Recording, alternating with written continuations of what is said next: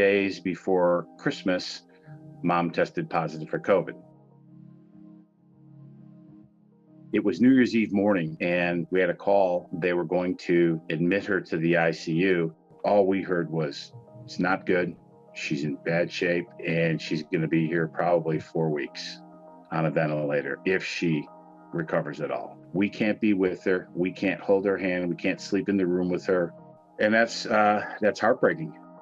My wife's mother, she had been seeing Dr. Corey's research information, sent it to my wife and said, Michael needs to get his mom this. We jumped on that, looked at it, did the research, read his papers, saw his testimony before Senate, and demanded that the ICU give it to her.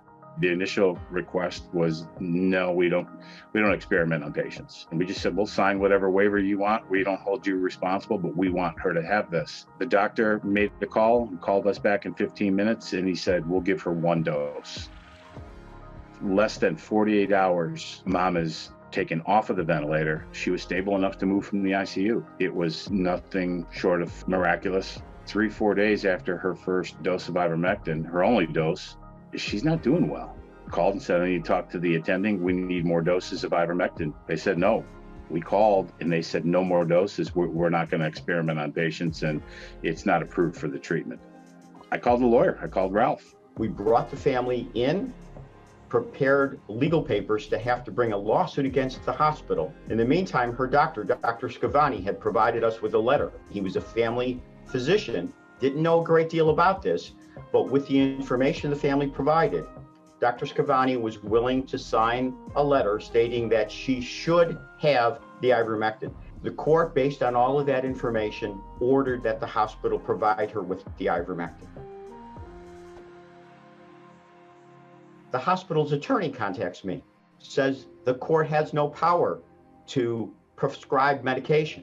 The hospital fought the court order. This drug has been prescribed over 1 billion doses already since in the past 5 years. This is something that has little to no side effect at all. I think Dr. Corey said in his video, benign, meaning maybe she'll get a rash on her hand. Finally, the judge makes the decision that the family physician agrees to give it to her, orders it. The hospital must administer it. She got 3 more doses and she turned around.